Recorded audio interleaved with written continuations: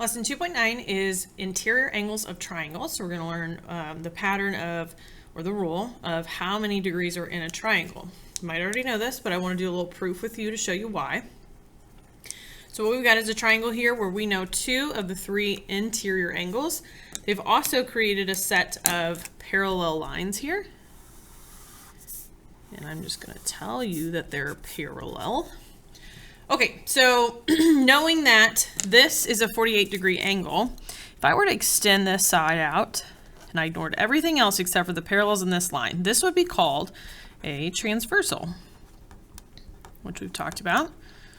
And with the transversal cutting through parallels, we have all these angle relationships. So if this is 48 degrees, I would also know that this angle is 48 degrees because they are alternate interior angles.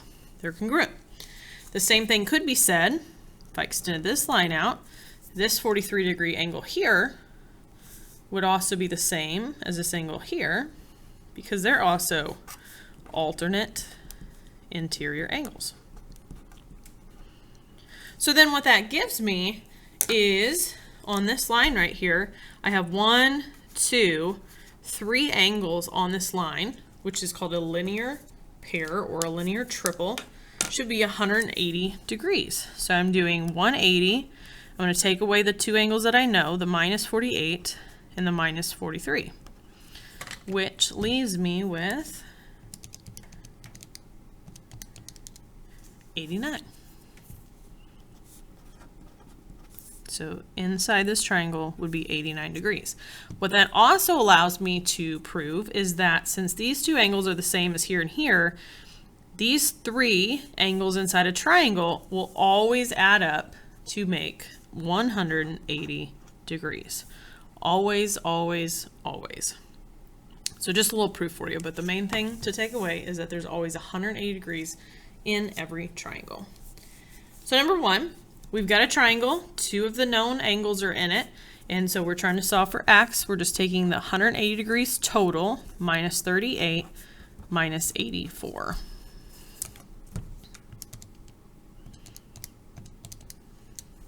Which leaves us with 58 degrees.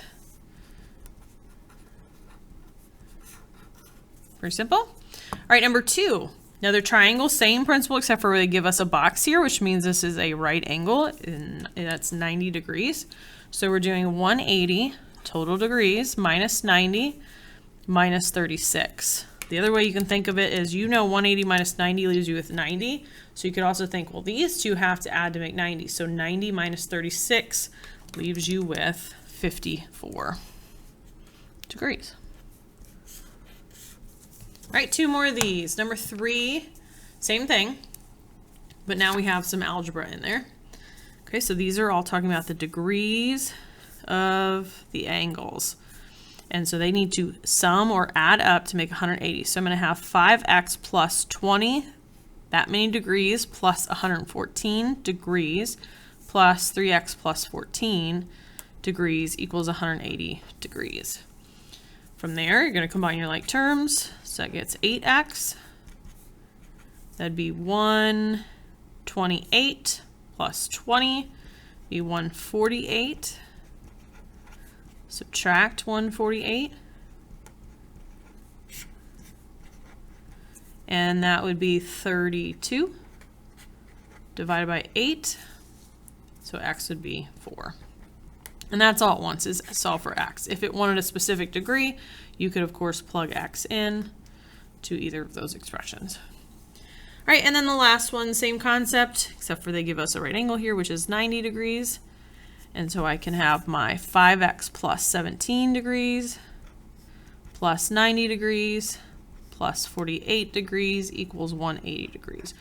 Or you could do what I said, and knowing this is 90, these 2 should add to make 90. So you could go ahead and make an equation that says 5x plus 17 plus 48 needs to equal 90.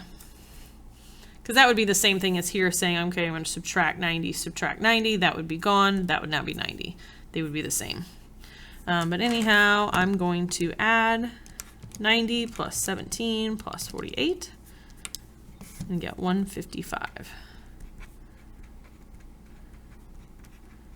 Subtract 155 over. And that would be 25. So x would be 5. So take away 180 degrees in every triangle.